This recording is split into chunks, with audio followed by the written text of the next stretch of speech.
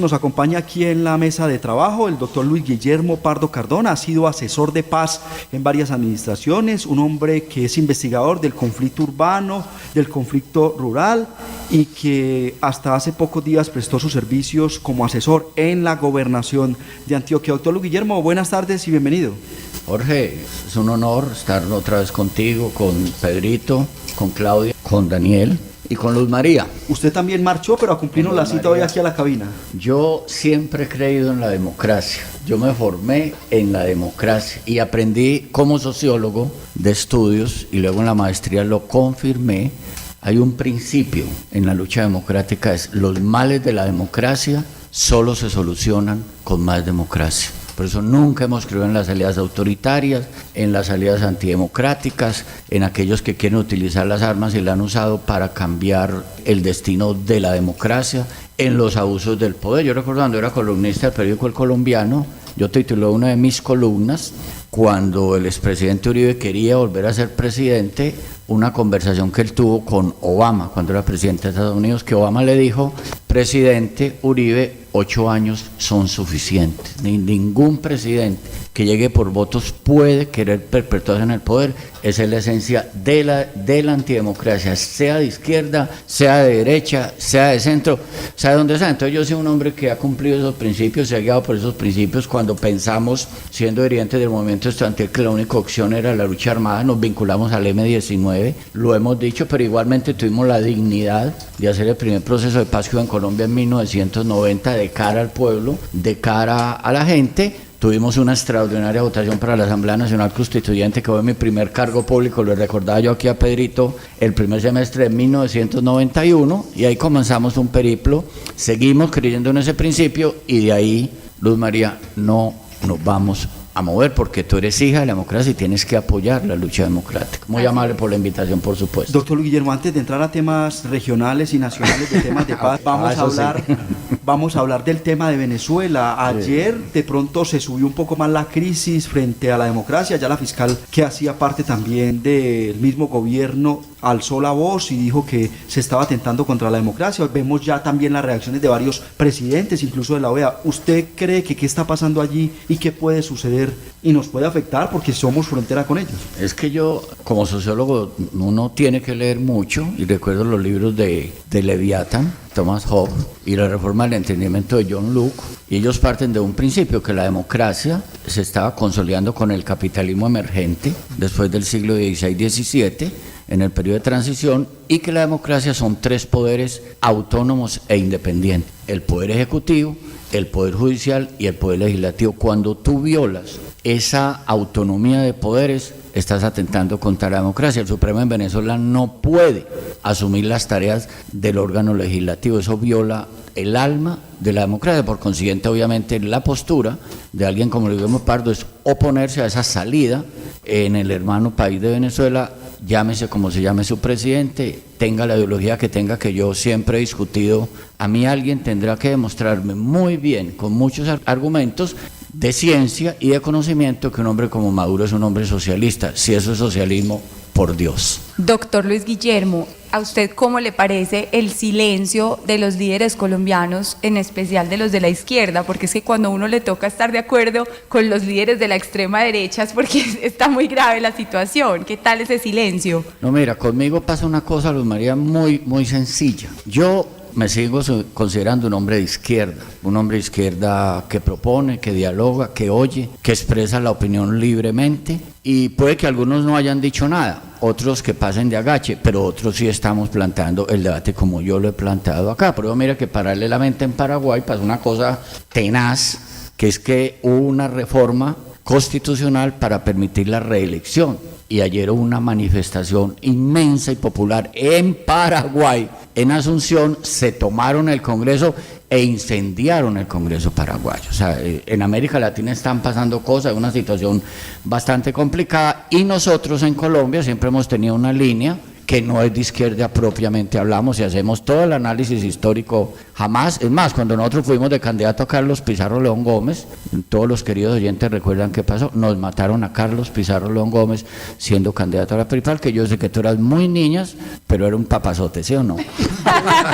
Pero primero por las ideologías que nosotros somos así todos. Así era Bateman, así era Álvaro Falla, así son, no, bueno, además estamos en un momento multidimensional, ¿sí o no? Claro.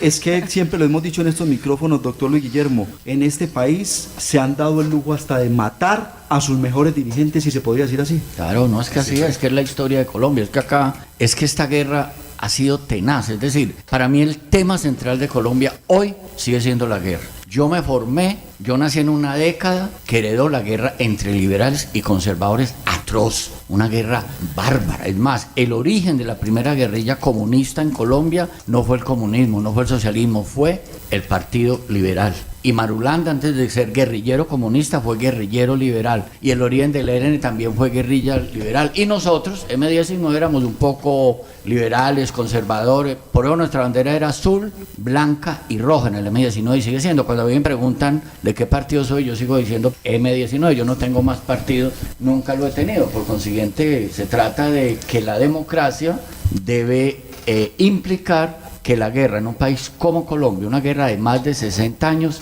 debe terminar, porque al calor de esta guerra, y ustedes son estudiantes, están estudiando, tienen conocimiento, tienen acceso ya a todo tipo de información, es la causante en Colombia de muchos males, entre ellos el narcotráfico, entre ellos la corrupción, entre ellos la inequidad, no solo social, sino inequidad territorial. Aquí nosotros vemos unas subregiones en Antioquia prósperas como área metropolitana y unas subregiones en el completo abandono y la pobreza como el norte, como el nordeste, como Bauca. O sea, ahí tenemos unos temas de fondo. Entonces, para mí el tema, vuelvo al punto de partida, la guerra.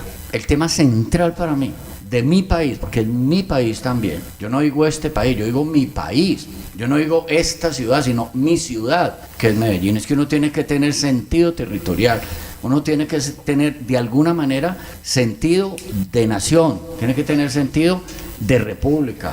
Y tiene que tener sentido de un municipio tan bello, tan dinámico, pero con tantos problemas de guerra hoy como es la ciudad de Medellín. Eso, entonces, ese tema para nosotros se vuelve esencial y para mí se vuelve esencial, la guerra. Por eso, hablar de guerra es inevitablemente hablar de paz. Ese es para mí un tema de fondo, Jorge. Estamos dialogando aquí en Panorama a través de los 790 de Munera Isman Radio con el doctor Luis Guillermo Pardo Cardona, ex asesor de paz del gobierno departamental y conocedor e investigador del conflicto urbano y rural en nuestro país. Doctor Luis Guillermo, para muchos, como para mí, la única guerrilla que ha existido en este país con su ideología y lo que es una guerrilla ha sido el M19, pues que atacaba o presionaba al Estado para ayudarle a la población, a las poblaciones donde tenía su centro de operaciones, porque dicen muchos que las FARC se convirtieron en una empresa para el narcotráfico y para negocios. Creo que nosotros éramos una guerrilla descomplicada, realmente, muchos intelectuales de ciudad que decidimos que ese era el camino, entre otras cosas porque dirigentes estudiantiles en algún momento, estaba hablando de 1980 y algo, llegaba un momento en que nos mataban. Si seguíamos en la actividad pública, nos mataban. Entonces usted llegaba ante esta decisión, o dejo de ser lo que sueño, en lo que me he formado, lo que he estudiado, porque nosotros fuimos muy buenos lectores, yo aún lo soy, somos muy buenos lectores, y yo siempre recuerdo ese libro de Gastón Bachelard. Permítame, yo hago una pequeña disertación académica acá, la formación del espíritu científico, y yo aprendí muy claramente a diferenciar entre conocimiento y opinión. Desafortunadamente en la sociedad actual prima la opinión sobre el conocimiento, y eso es gravísimo, porque la gente habla no desde la razón, sino desde el afecto, desde lo viral. Digamos, en parte lo que ha vivido Colombia, yo he dicho, el modelo de hegemonía política en Colombia ha sido un modelo de la bipolarización, no de la polarización, bipolarización. Nuestros dos primeros próceres, Camilo Torre, Antonio Nariño, ¿cómo terminaron? Enfrentados. Nuestros dos segundos próceres, ¿cómo terminaron? Santander y Bolívar, enfrentados. Los dos partidos históricos, liberal y conservador, fundados en el siglo XIX, ¿cómo terminaron? En guerra. Y hoy, de alguna manera, ese esquema sigue vigente. Entonces hoy el esquema es, en teoría, esto es una aberración democrática, el tema de Santos versus Uribe. ¡Qué horror! Un país no cabe en dos personas, un país es mucho más que eso, es más ancho, a veces es ajeno, a veces es nuestro, pero yo sí creo que la opción del M19 fue una opción muy inteligente en su momento, salvamos nuestras vidas, quisimos aportarle de nuestra experiencia, nuestra información, nuestro conocimiento. Nosotros teníamos unos temas prohibidos: tumbar puentes, tumbar torres, vacunar al pequeño y mediano campo. Eso estaba prohibido. Y teníamos un respeto por la sociedad, por las comunidades rurales, por las comunidades urbanas. Muchas cosas las hacíamos, recuperábamos carros llenos de leche, de pan, de calzado, y los repartíamos en las comunas populares ante la aterradora miseria, porque los barrios populares de Medellín y de Bogotá y de Cali se formaron por desplazados de la guerra entre liberales y conservadores. Seguro, Pedro, que tú mantienes de tus padres esa historia, tú también, Claudia, tú también, bueno, tú eres más joven, y obviamente que Luz María y Daniel son de otra generación mucho más joven, pero a mí me tocó vivirlo, y cuando yo recorría las comunas como asesor de paz, llegaba a una conclusión: esos barrios se formaron de esa manera por desplazados sin ley y sin Dios. Por eso es increíble que en una ciudad como Medellín se reciclen las bandas y los combos de la manera como se reciclan. Es que los que hoy son jefes de los combos, de los más de 30 combos y pandillas en Medellín, solamente yo los conocí siendo asesor de paz de Medellín,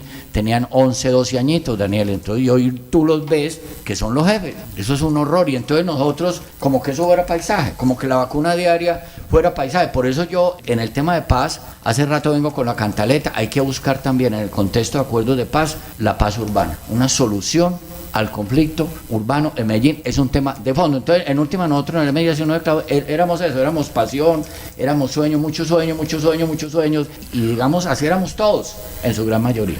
Doctor Luis Guillermo, yo quiero sacarle un poquito de hablar de nuestra historia y de nuestra realidad y preguntarle si los hechos ocurridos esta semana en Venezuela van a repercutir, y de qué manera, en los resultados electorales en el Ecuador. Sí, yo pienso que América Latina viene una cresta, yo no sé si de izquierda, pero digamos no tradicional, y está dando una vuelta. Argentina, Paraguay, como lo decía Brasil, usted ahora. Brasil, Paraguay después de Lugo comenzó el regreso. Venezuela después de Chávez hubo un presidente que no ha sido muy claro, no ha sido contundente con la democracia, con la justicia social.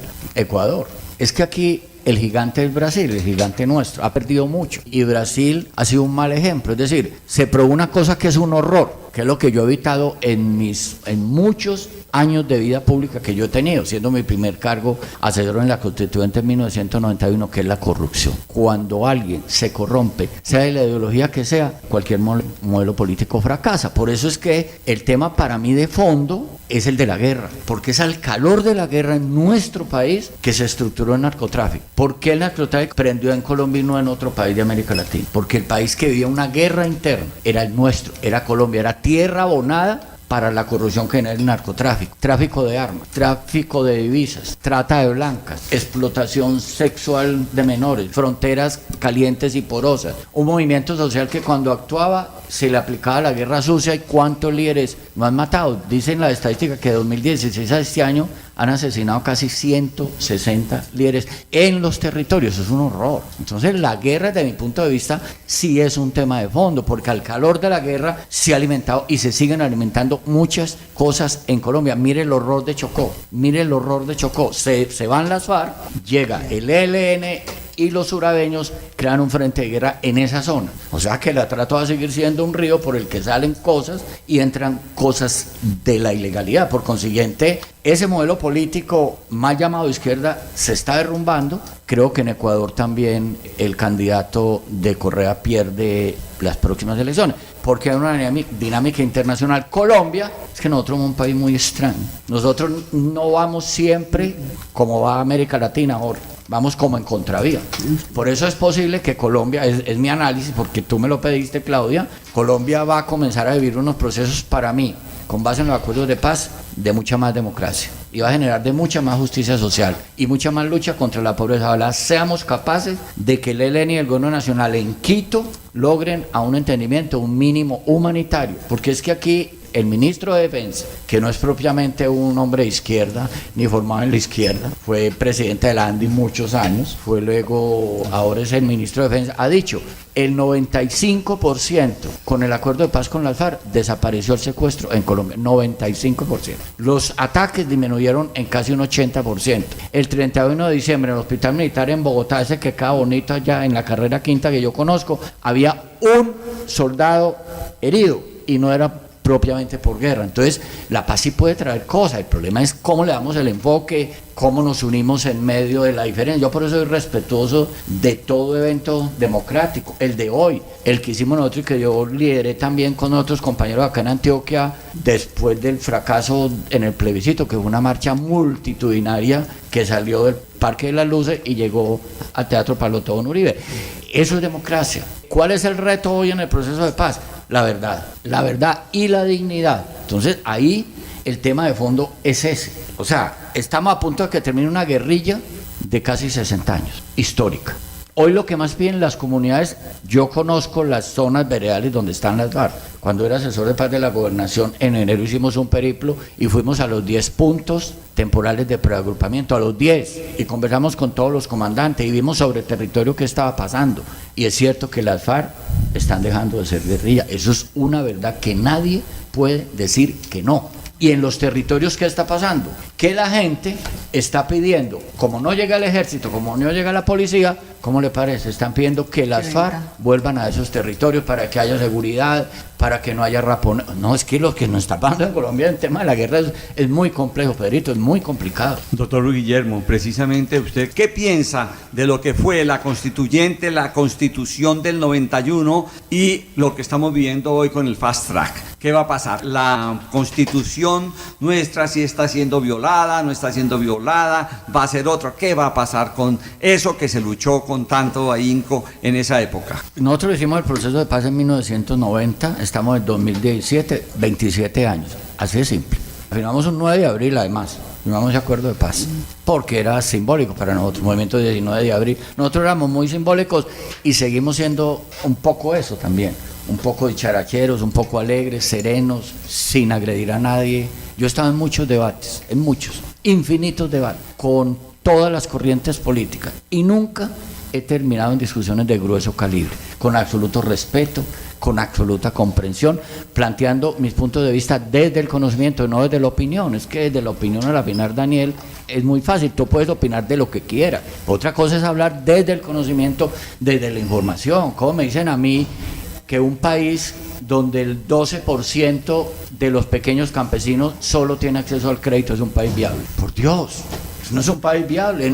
Que podemos ser una de las despensas del mundo, ya lo dijo la FAO. O como que nosotros no somos grandes productores. No lo somos, agrario, un campo abandonado en todas partes. Entonces, el reto con la paz es también ese. Por consiguiente, se trata de tomar las mejores decisiones en función del país, en función de la ciudad, en función del departamento, sin color político. Cada cual con su ideología, pero manejando datos. Yo digo, el 95%, con base en lo que dijo el ministro de Defensa, que tiene por qué saber, se acabó el secuestro en Colombia. Esto es un dato irrefutable. Que el primer jefe de las FARC, Marulanda Vélez, Pedro Antonio Marín, un hijo de campesinos de Antioquia, que era mediano propietario en el Quindío, fue primero guerrillero liberal y su jefe era Mariachi.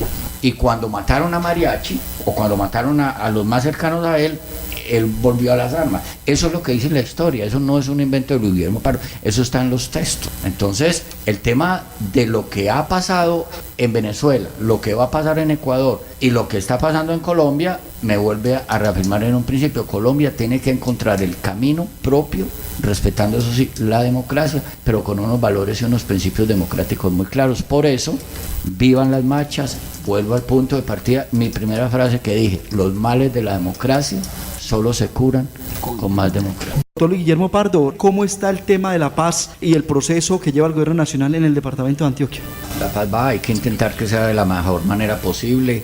Hay que lograr que el abandono de los territorios por parte de las FARC, el Estado llegue a esos territorios, que haya más seguridad, que haya inversión social, que esos territorios salgan de la pobreza. Yo pienso que Colombia y en particular Antioquia ha sido sometida al fragor de la guerra, hemos sufrido demasiado. En Antioquia las FARC eran fuertes, el ELN es muy fuerte, las BACRIM son muy fuertes, están los combos urbanos, están los jurabellos, ahí tenemos graves problemas y tengo un temor inmenso, es que se forme un nuevo paramilitarismo que ataque los efectos y los resultados de los acuerdos de paz. Eso es una situación latente y pasa lo que nos pasó a nosotros. Por ejemplo, Colombia no puede volver a ese camino. Colombia tiene que reconocer que logramos hacer una constitución nueva, de avanzada, moderna, sobre la base del acuerdo de paz. Al calor de esa constitución no solo hizo proceso de paz el M-19, el EPL, el Quintilame, el PRT, bueno, otra cantidad de grupos que estaban en guerra. Por consiguiente, la paz sigue siendo